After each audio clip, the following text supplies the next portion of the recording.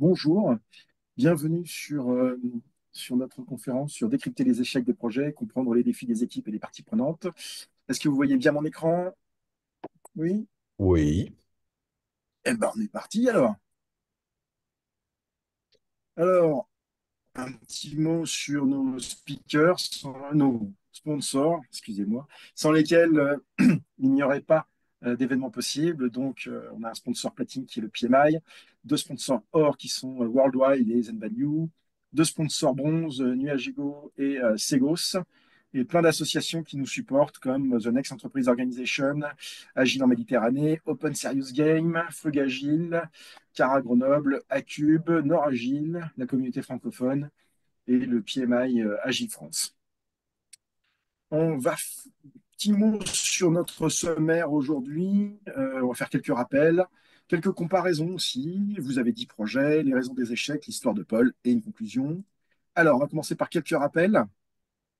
Yanis. Ah, fameuse question. Donc, je pense que, alors déjà, moi, je serai un peu l'homme de l'ombre, vous pouvez le voir aujourd'hui. Je suis un petit peu la petite voix angélique, parfois diabolique, qui sera cachée derrière Jean-Yves.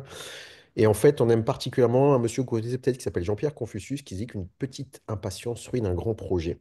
Et c'est une phrase que je trouve assez intéressante parce que souvent, on a tendance à vouloir aller plus vite que la musique, pour reprendre certaines thématiques, et se retrouver coincé à la fin avec des projets qui explosent, les fameuses lois de Pareto, etc.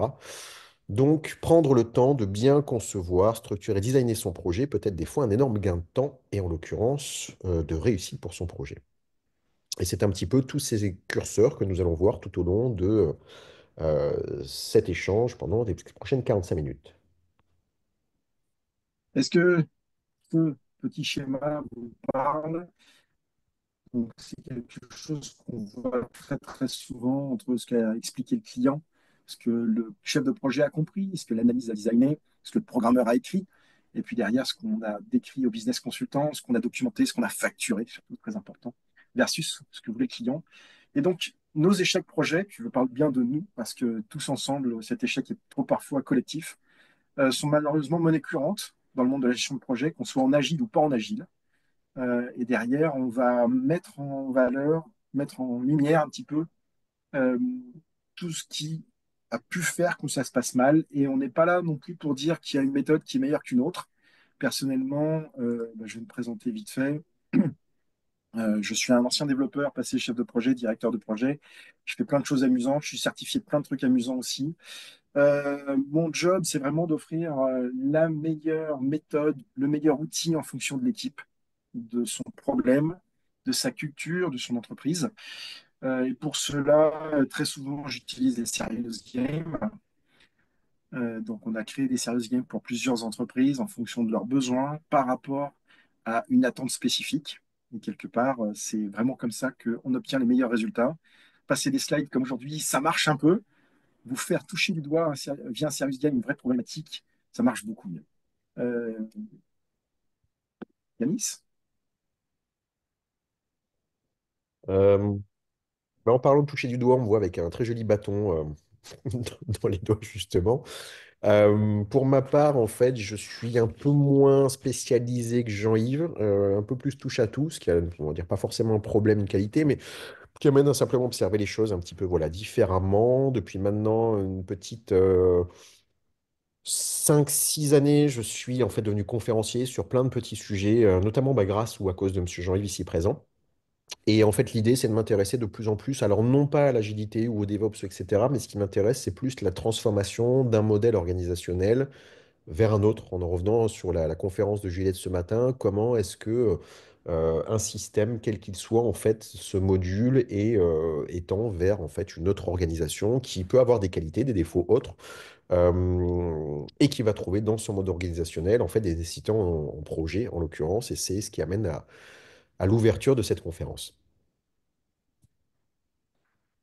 Alors, ce que ce n'est pas. Aujourd'hui, on n'est pas là pour parler des échecs de transformation, c'est pas le sujet. Si on avait 3 heures, on vous aurait expliqué des échecs dans le change management et plein de choses amusantes. Mais bon, fort de plusieurs années de participation à différents projets, euh, on peut vous expliquer cas par cas qu'est-ce qui a fait que de temps en temps ça se passe mal.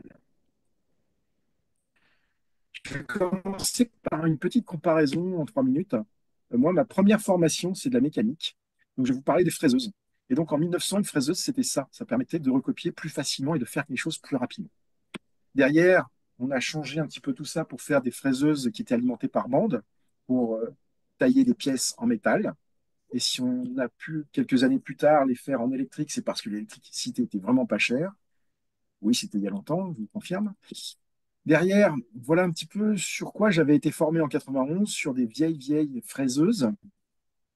Donc, c'est des machines qui continuent à être exploitées complètement par l'humain. Donc, chaque mouvement est décidé par l'humain. Un peu plus tard, on arrive à des pilotages manuels sous surveillance, c'est-à-dire que vous allez avoir une partie électronique qui va vous permettre de mieux appréhender le geste technique qui est en train d'être fait. Et puis derrière, on arrive à du pilotage complètement numérique, où c'est l'ordinateur qui va décider à votre place la vitesse. Enfin, vous allez programmer l'ordinateur pour la vitesse et il va bien vérifier que tout se passe bien. Et on arrive à des choses qui sont de plus en plus perfectionnées, où va maintenant à des imprimantes 3D, c'est-à-dire que là où avant on enlevait du métal, maintenant on rajoute du métal. Donc on est capable d'imprimer en 3D avec du métal. C'est une vraie révolution qu'on appelle des technologies additives. Et donc si on fait un petit pas de recul sur cette évolution de ces différentes technologies, on a simplifié l'utilisation, on a permis d'automatiser pour permettre une meilleure précision, et on retrouve ça dans les différents bénéfices des moteurs à explosion.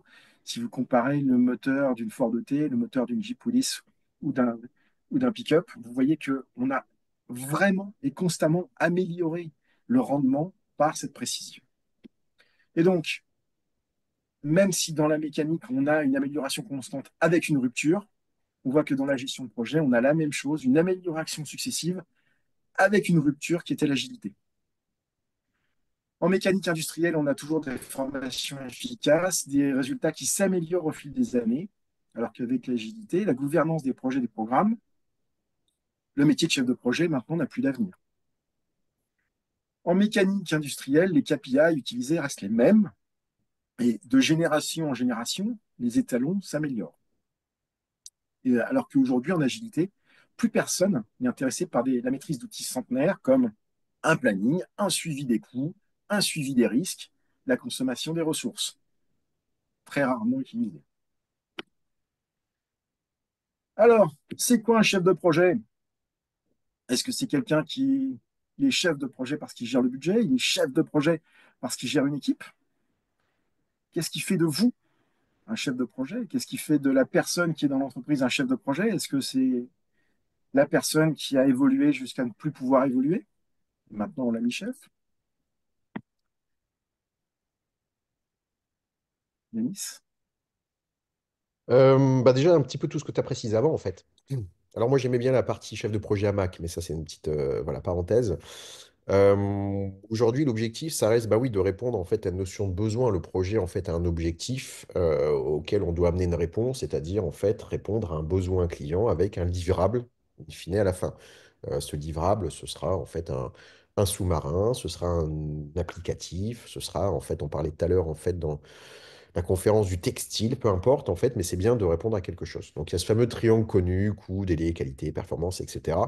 Avec ce fameux critère, en l'occurrence, de gestion des risques qui est le plus souvent oublié, si ce n'est mis de côté. Et c'est justement une partie du sujet aujourd'hui, de se dire en fait en quoi est-ce que ces actions sont ou non suivies dans le quotidien.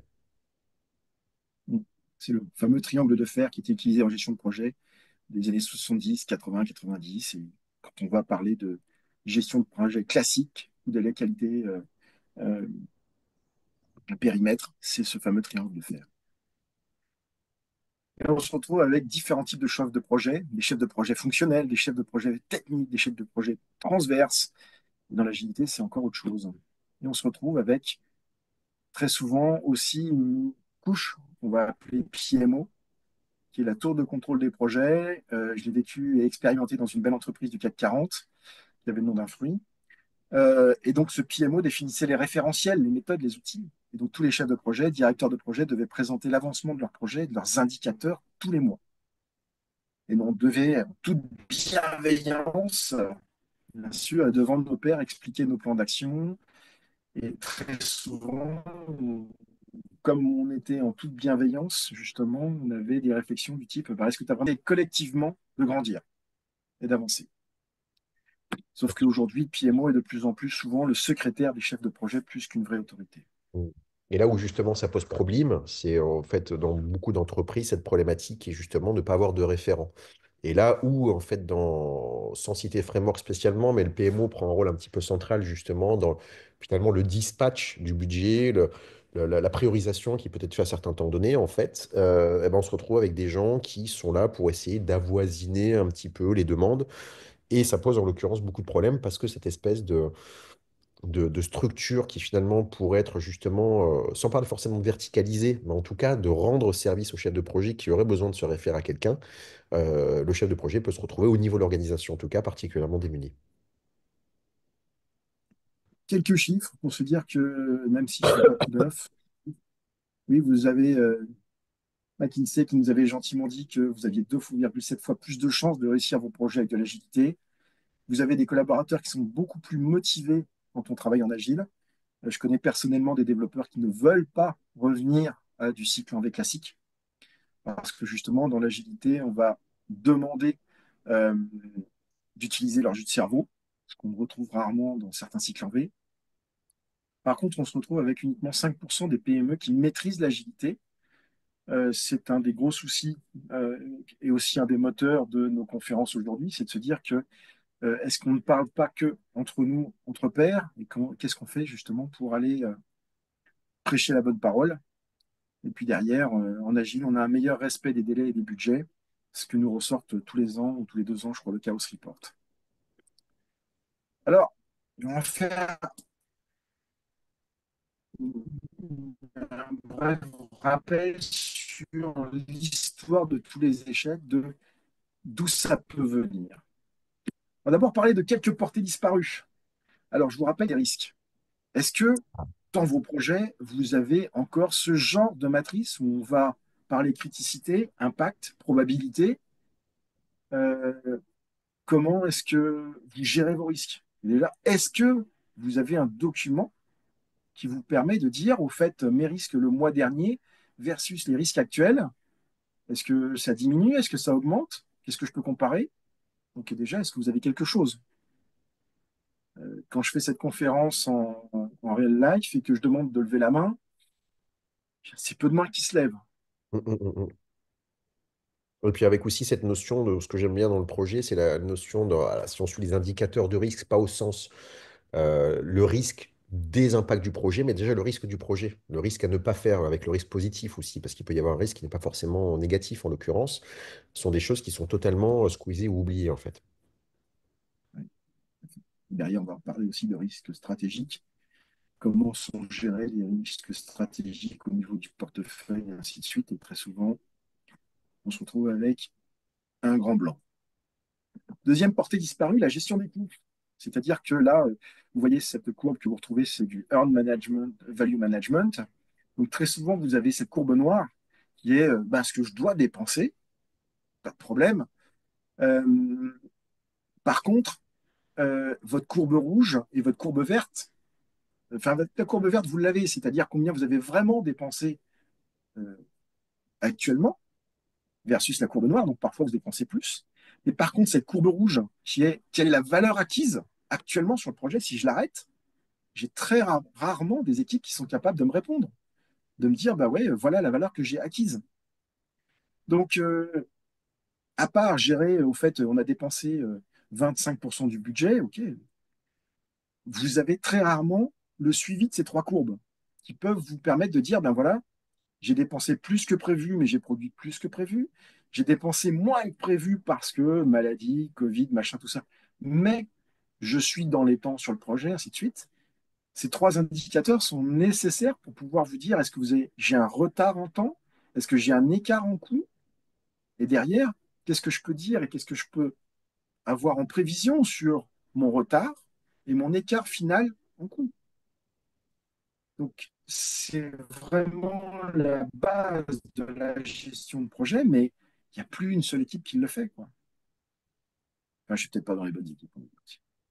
Troisième portée disparue, c'est la gestion des délais. C'est-à-dire de se dire, au fait, quand on lance le projet, quels sont les jalons qu'on s'est donnés, et derrière de se dire, ben, on va suivre ça avec une courbe temps-temps pour se dire, ben, plus le projet avance, comment nos jalons évoluent. Et là, vous voyez bien que sur cette courbe temps-temps, vous allez vous retrouver, si mon crayon veut bien, vous allez vous retrouver avec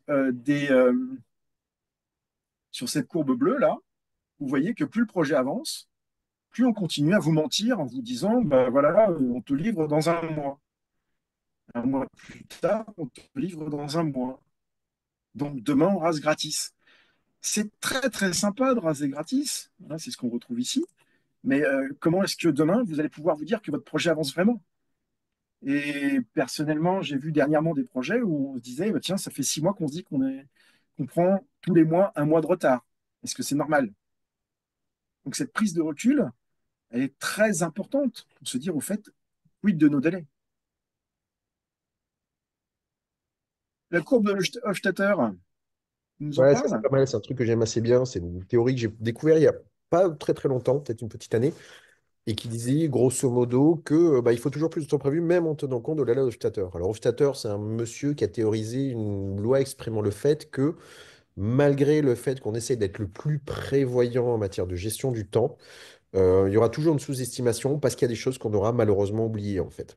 Que ce soit une disponibilité d'un outil, un glissement par rapport à des choses, une chose bah, tout simple hein, qui peut arriver, hein, qui s'appelle une pandémie par exemple, un changement d'orientation géopolitique qui fait que des critères qu'on n'a pas pu prendre en compte en fait aura des impacts sur la durée du projet parce qu'il y aura malheureusement en fait des choses qui peuvent coincer.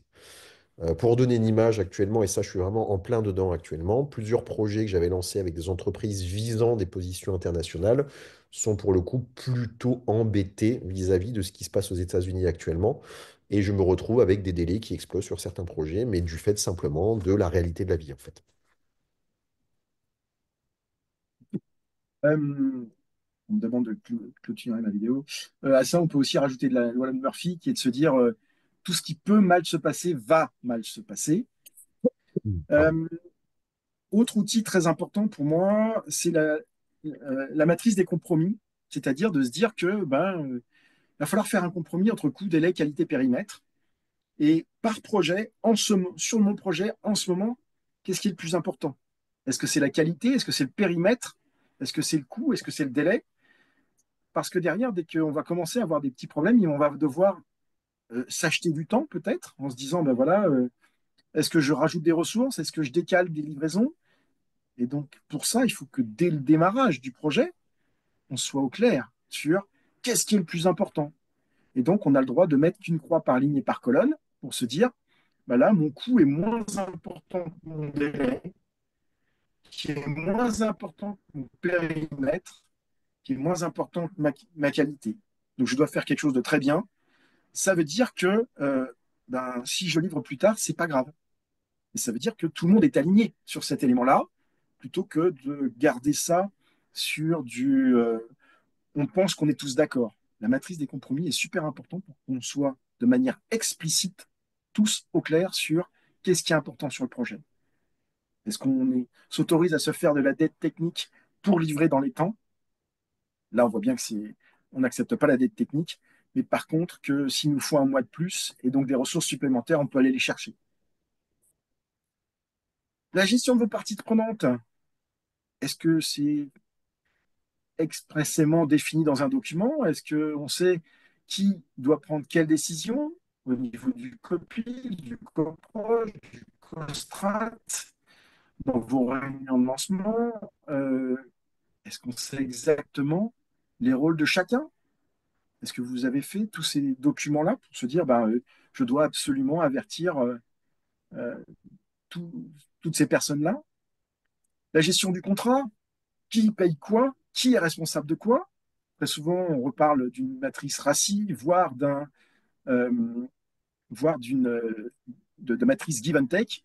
Qu'est-ce qu'on attend des autres et qu'est-ce que les autres attendent de moi?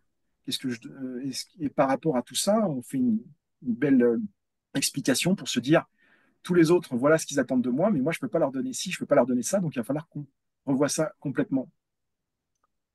matrice Give and Take, c'est un énorme point sur chaque démarrage de projet. Et puis derrière, ben, des portées disparues, la gestion des approvisionnements, quand est-ce qu'on doit avoir tel ou tel environnement, que ce soit des tests, de l'infra ou quoi que ce soit. Est-ce qu'on est au clair vis-à-vis de ça? Et derrière, je vous propose un tout petit exercice pour se dire, en agile, alors on a des responsabilités qui sont explicites. Donc déjà, qui va gérer le coût? Le product owner. Qui va gérer le périmètre? Le product owner. Qui va gérer les parties prenantes? C'est encore le product owner. Qui va gérer le niveau de qualité? L'équipe. Qui va gérer l'intégration? C'est l'équipe. Maintenant que on a géré tout ce qui était explicite, il va falloir travailler un petit peu sur l'implicite. À votre avis, qui gère les délais? Ben, on s'aperçoit que les délais, si c'est le product owner qui gère le périmètre et l'équipe et le coût, c'est lui qui implicitement va gérer le délai, à quel moment il aura tel ou tel élément. Qui va gérer les risques? Ça va être l'équipe.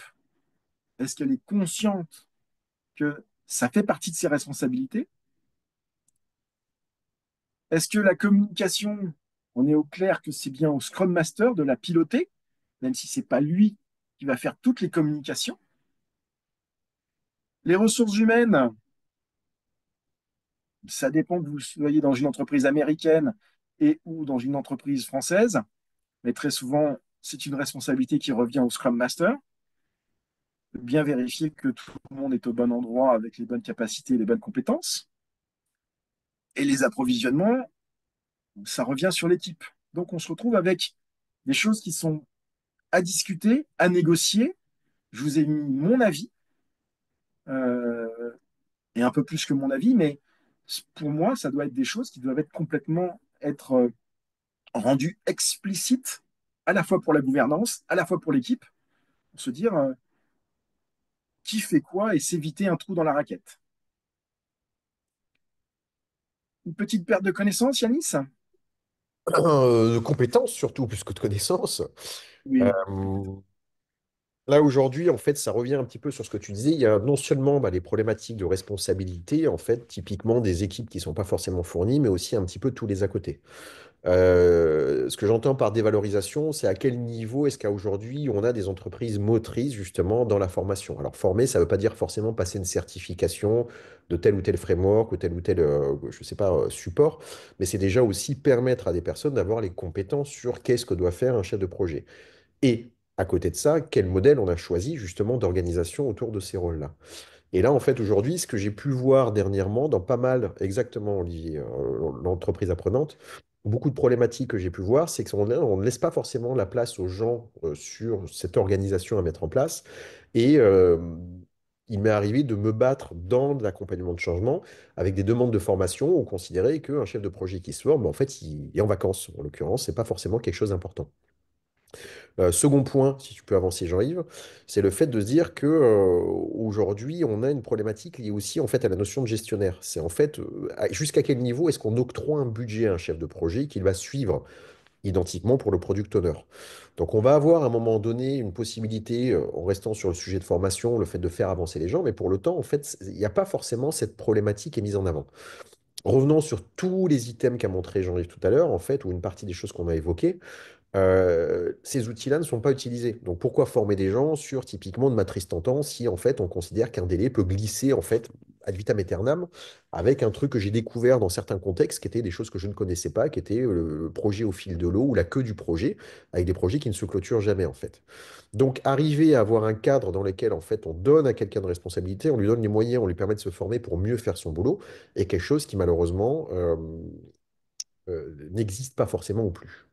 On peut se dire concernant les formations d'excellence qu'il existe en fait aujourd'hui des certifications reconnues qui admettent certaines choses. Est-ce que pour autant, en fait, en prenant la lourdeur typiquement d'un référentiel comme le PMBOK en l'occurrence, la fameuse certification qu'on va passer à côté, est utiliser l'ensemble des outils disponibles à l'intérieur? Réponse pas forcément, voire non en l'occurrence. Euh, Dans notre métier, et là où c'est pour ça que j'aime bien cette notion de comparaison, notamment avec le métier de l'atelier, de l'artisanat en l'occurrence, il y a des compagnonnages, il y a des gens qui vont vous former, vous apporter des bonnes pratiques qu'on pourra justement diffuser derrière. Et bien, étonnamment, les métiers en fait autour de ces rôles de chef de projet n'ont pas forcément aujourd'hui d'exemple, et c'est plus quelque part une customisation qu'on va utiliser, qui est des fois très hasardeuse, qui ne permet pas toujours, en fait, en l'occurrence, de mettre en place des démarches qui sont positives, en tout cas de ce point de vue-là. Donc, si, en fait, et j'aime bien cette statistique, 30% de probabilité augmentée, en fait, si les gens sont formés en l'occurrence, j'avais eu travaillé il y a quelques temps en arrière sur un petit projet, enfin, sans développer trop, avec une boîte qui s'appelle Amadeus, que vous connaissez. Première personne formée sur la question de gestion de projet et sur la notion d'agilité, ce sont les gens dans les RH. Et j'avais trouvé ça vachement intéressant. Je ne dis pas que l'exemple est parfait pour cette entreprise, hein, attention, mais que c'est quand même assez intéressant en se disant que pour comprendre le métier des gens qu'on va recruter, les chefs de projet qu'on va mobiliser, les product owners qu'on va mobiliser, etc., il faut qu'on soit nous-mêmes certifiés pour appréhender ça. Donc ça passe bien par une compréhension de l'entreprise et de formation des gens et pas simplement en fait un sujet de nomination d'une personne exclu des responsabilités qu'il peut avoir.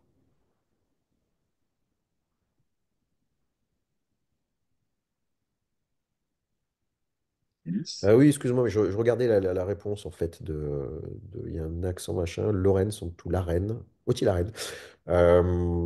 Oui, c'est ça, c'est que le chef de projet, en fait, c'est un peu la notion managériale, en fait, qu'on n'a pas quelqu'un qui, en l'occurrence, est nommé parce qu'il a des capacités humaines, ça devient une évolution professionnelle. Tu es un bon ingénieur, bah, tu sais plus trop quoi faire, tu vas devenir manager ou chef de projet sans forcément avoir de formation.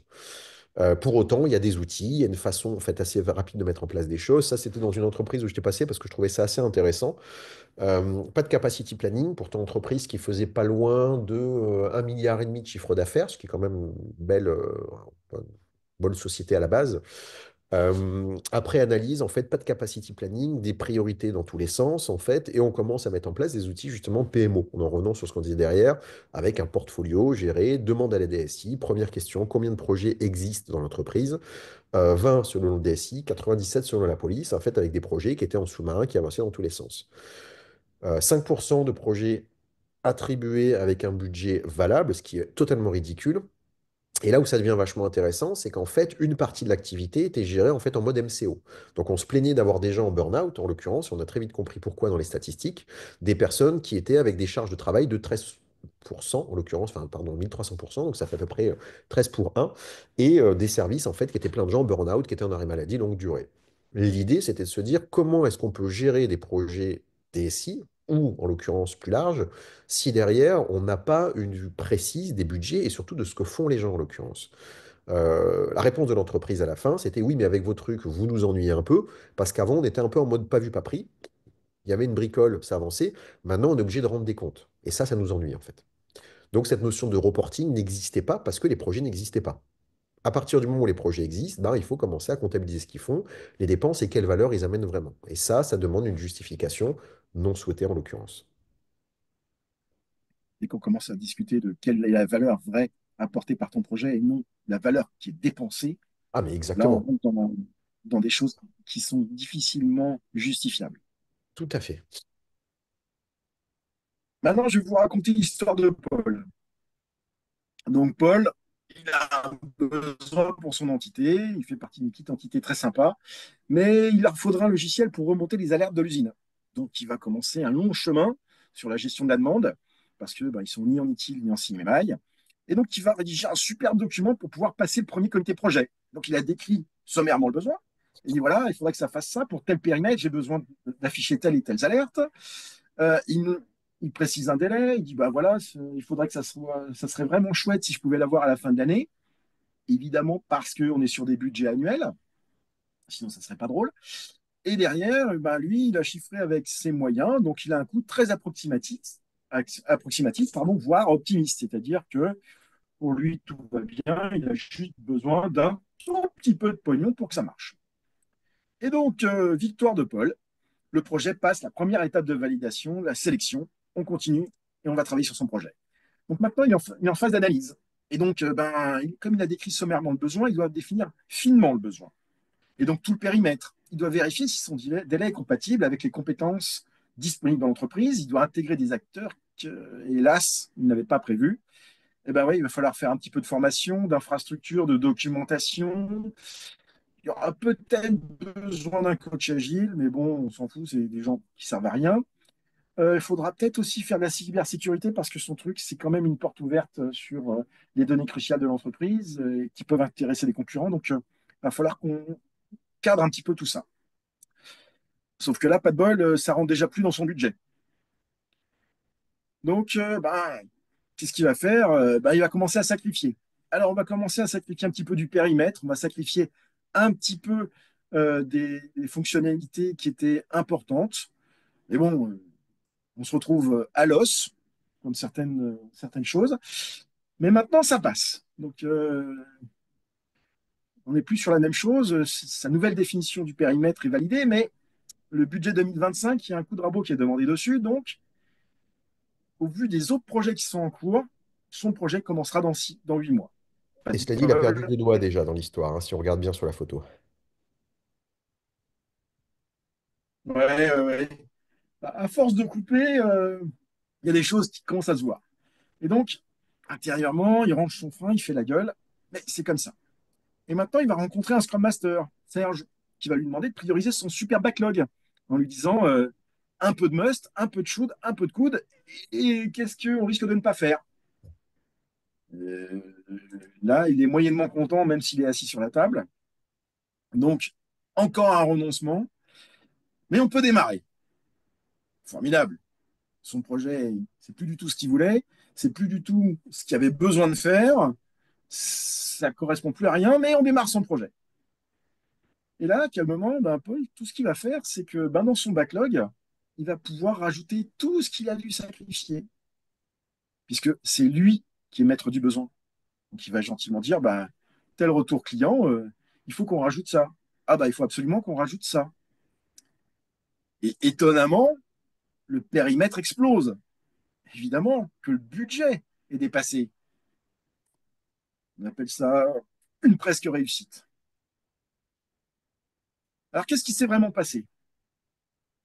Si on reprend notre matrice de Stacey, euh, on se rappelle quand même qu'on n'a que 20% de projets qui sont sur de l'innovation technologique. Mais on a 80% des projets qui sont sur des besoins pas trop cadrés. Et donc, on est vraiment ici sur cette étape-là de se dire, nos requirements, ça va pas très bien, mais on va pouvoir le faire parce qu'on est en agile. Sauf qu'avec ce qui s'est passé entre Paul et Serge, on sort du cadre. On sort du cadre parce que on se retrouve avec un projet qui explose parce qu'il n'a pas respecté le cadre de démarrage.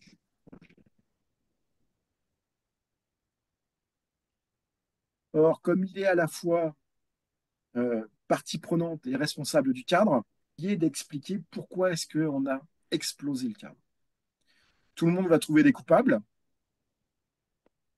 mais j'espère que vous aurez retrouvé ce que j'ai essayé d'expliquer. En conclusion, nos 5 pourquoi.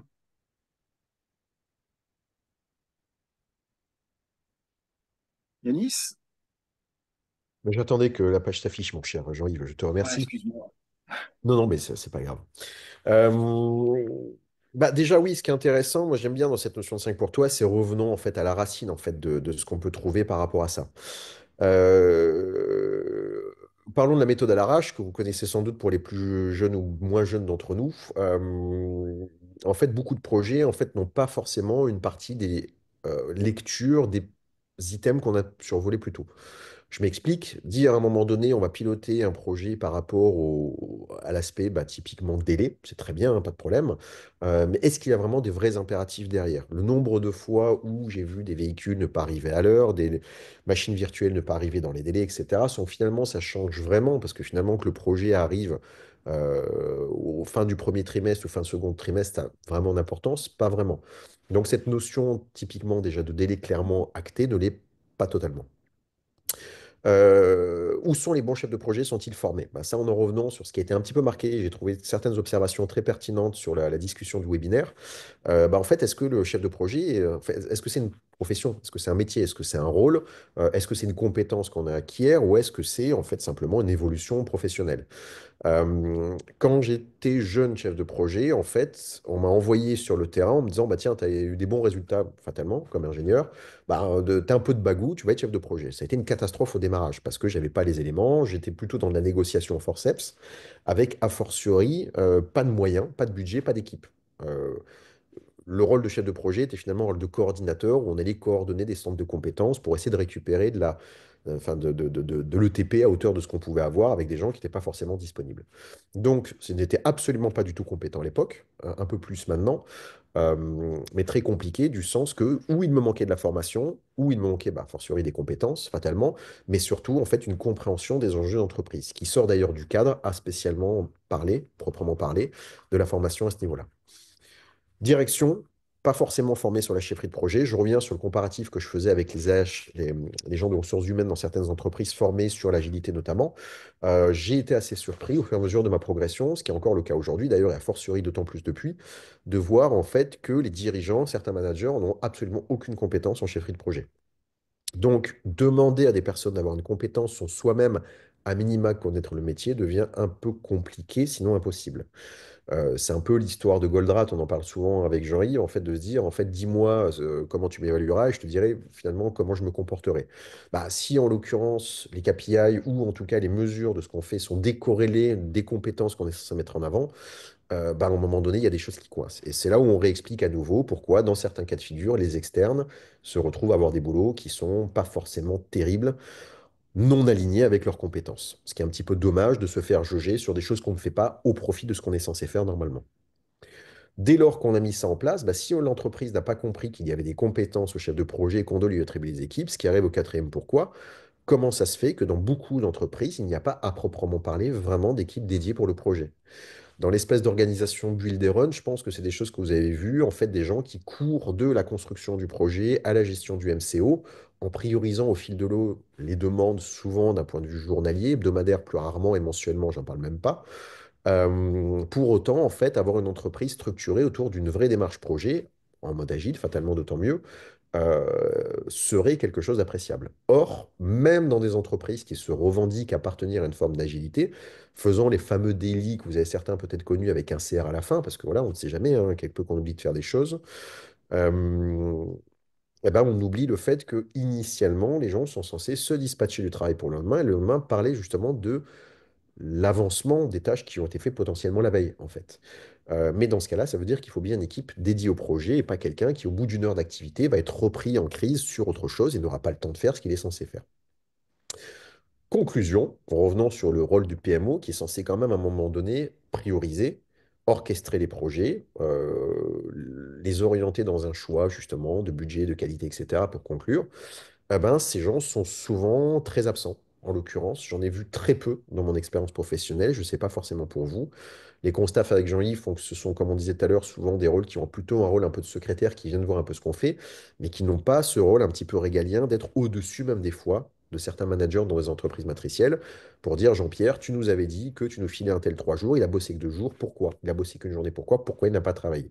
Et le PMO, souvent, bah, se retrouve un petit peu à naviguer autant qu'il peut dans des courants parfois un petit peu difficiles, ou en tout cas aux oppositions totales de ce qu'il est censé faire, et un petit peu compliqué dans ce cas-là de pouvoir orchestrer ou gérer, en l'occurrence, un portefeuille de projet. Alors, pour rappel, le verre était déjà dans le fruit. Le Scrum et l'agilité ont été écrits pour des Californiens avec leur culture dans les années 90. Et le but était vraiment de proposer une alternative au cycle V lourd et rigide. Euh, Oui. mais Alors le bientôt. problème, c'est que quand on veut transposer toute une partie du framework, ça ne marche pas. Et on ne peut pas tout prendre. Bref, pas de chef, une équipe mature. Est-ce qu'on a tout ça? Donc, vraiment, il faut penser à ce que la définition de votre gouvernance agile doit être prise très au sérieux et définie dans ses moindres détails. Et pas se reposer uniquement sur un modèle en se disant, ben voilà, vous allez tous être repeints en Scrum Band, vous allez tous être repeints en Safe, et vous allez voir, ça va être formidable, ça va marcher dans tous nos projets, sur tous nos domaines, dans, dans toutes nos entités. Ça ne fonctionne pas. Donc, Et Repensez pour aller vraiment. dans ton sens, parce que ça, c'est hyper important pour moi aussi, c'est cette notion, parce que ça reste quand même la thématique de l'agilité durable.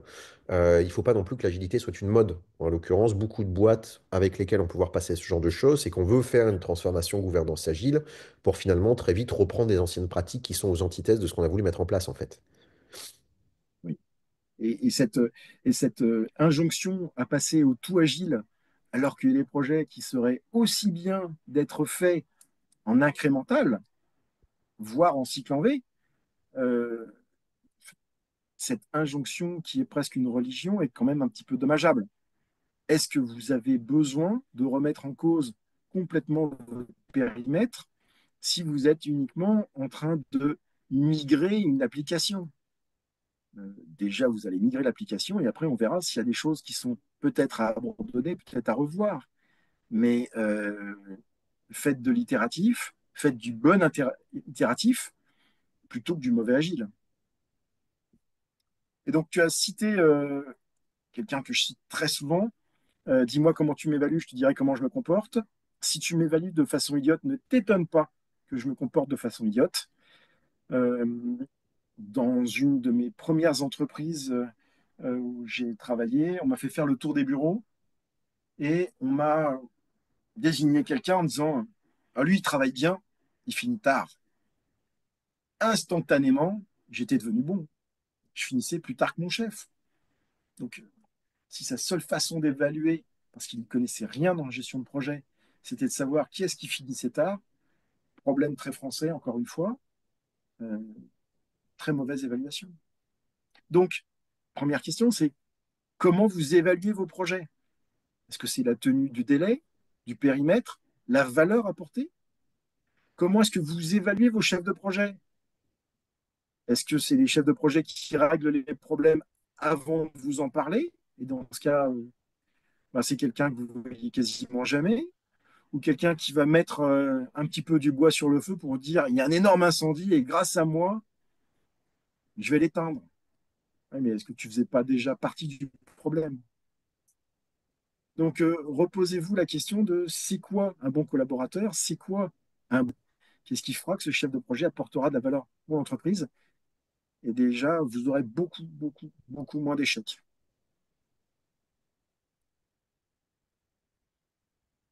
On est un tout petit peu en avance. On a été très bon, très rapide, pardon. Ah non, on est très bien, on a les temps de questions, ça finit à 11h50.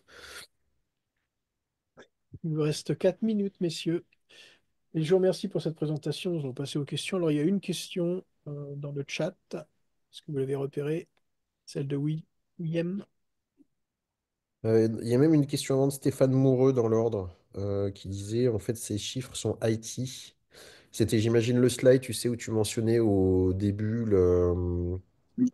le State of DevOps, j'imagine. Je vais juste faire une petite parenthèse. J'ai eu la chance, le plaisir et le bonheur de gérer des projets agiles en dehors de l'IT.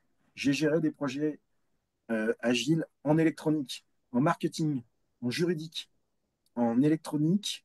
Euh, il y a juste deux, trois petites choses à adapter pour que des projets puissent continuer à être agiles ailleurs que dans l'IT. Donc, il n'y a aucun problème pour adapter et j'ai eu la chance de pouvoir faire cette adaptation. Et la Donc, la question, question, elle est où? La question de William, c'est ça? Vas-y. Question, oui, d'accord, parce qu'il n'y a pas le point d'interrogation. Je cherchais le point d'interrogation de manière très bête, en fait.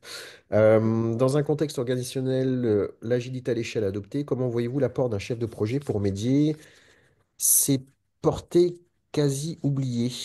Euh, c'est embêtant comme question. Euh, Parce que après, la problématique qu'il y a, c'est déjà, est-ce que l'agilité à l'échelle a été correctement adaptée ou adoptée, en l'occurrence?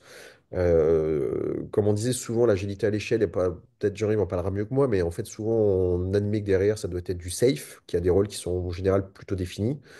Euh, et il n'y a pas forcément, à un moment donné, comment dire, c'est pas le chef de projet qui va apporter quelque chose au modèle, c'est le modèle qui va donner quelque part un cadre au chef de projet.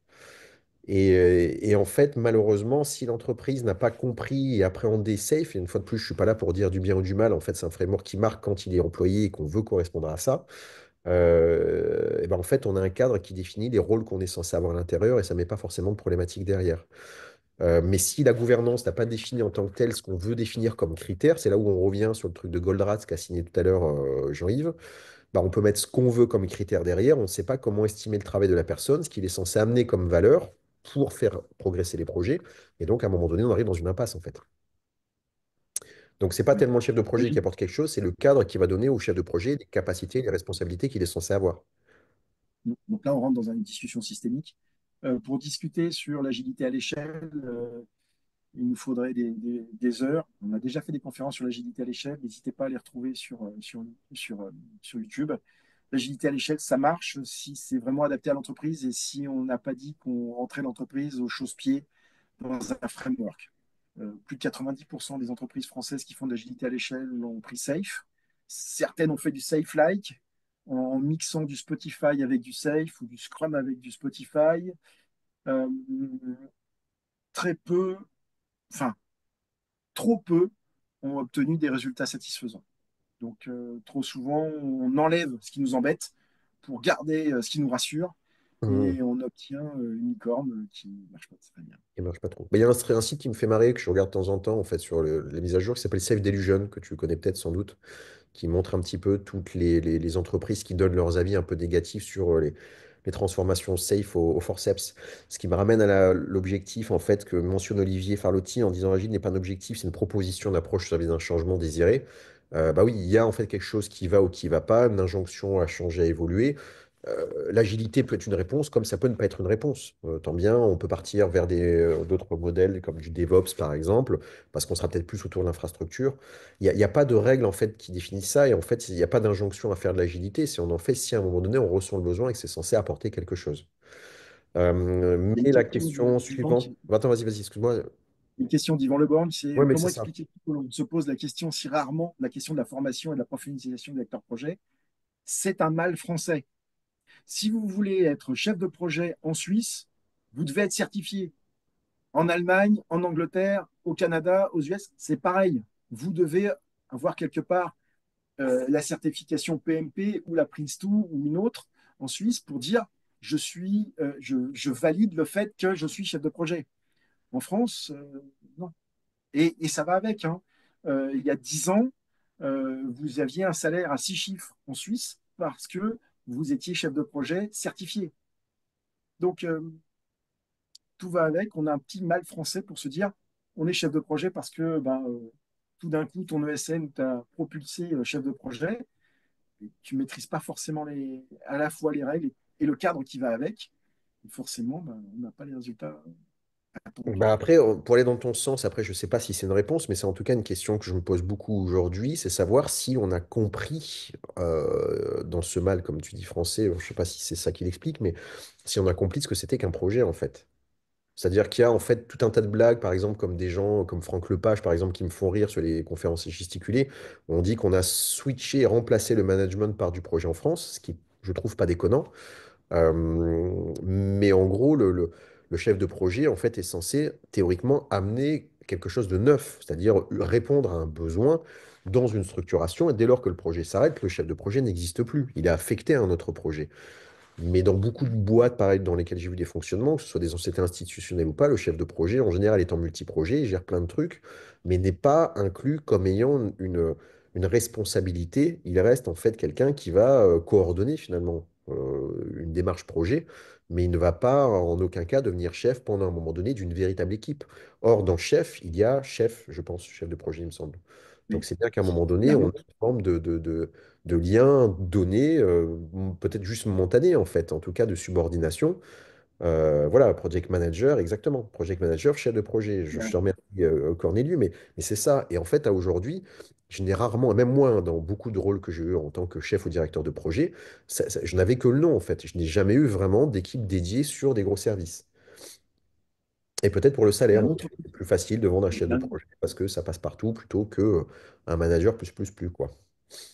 il y a un autre truc très très important, justement, c'est ce mot chef et le, le, le- la corrélation entre la réussite personnelle et la réussite de son projet.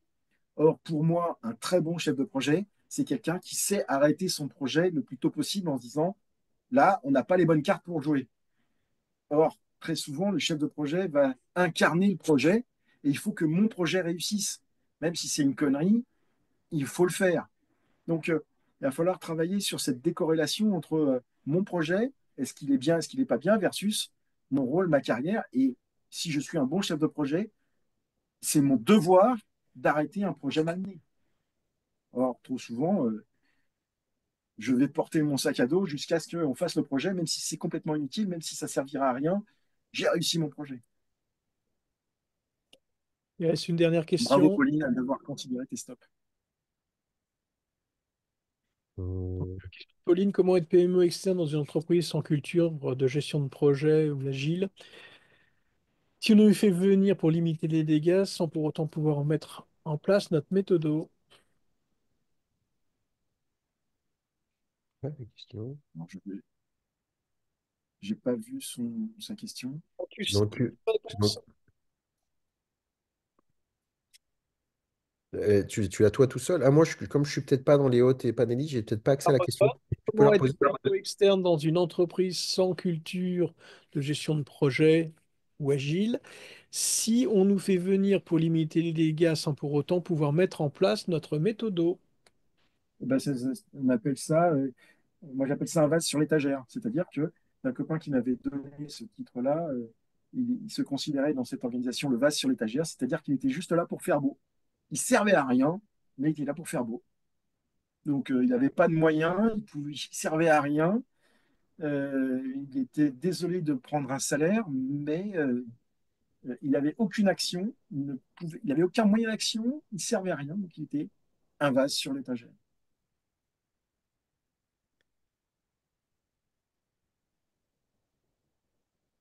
On a quelques remarques dans le chat.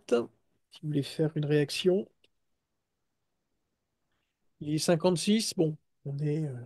Alors Olivier, j'ai été longtemps chef de projet cycle en V et je considère que le cycle en V a sa place et marche beaucoup mieux que l'agilité à certains moments. Ça dépend du projet, ça dépend de la culture d'entreprise. Il n'y en a pas un qui est meilleur que l'autre, et on l'a dit. Mais derrière, si tu fais du mauvais agile, tu auras un mauvais projet. Si tu fais du mauvais cycle en V, ok. Oui, et puis dernière parenthèse un peu débile, mais ça, j'aime bien insister dessus en conclusion. En fait, l'agilité n'est pas du projet. C'est une organisation dans laquelle on met en place des choses. En fait, parce qu'en fait, on coince souvent sur la méthode agile, parce que je ne sais pas pourquoi on a appelé ça méthode, mais peu importe. On fait de la gestion de projet, et là on en parle parce qu'en fait, on hérite, comme disait tout à l'heure Jean-Yves, d'une systémique et d'une organisation dans lequel on a choisi un modèle d'organisation qui amène une gestion de projet en mode agile. Mais la gestion en mode agile n'est pas circonscrite en ce qu'on fait derrière, en fait. Euh, donc voilà, c'est l'organisation qui est importante de ce côté-là, quoi.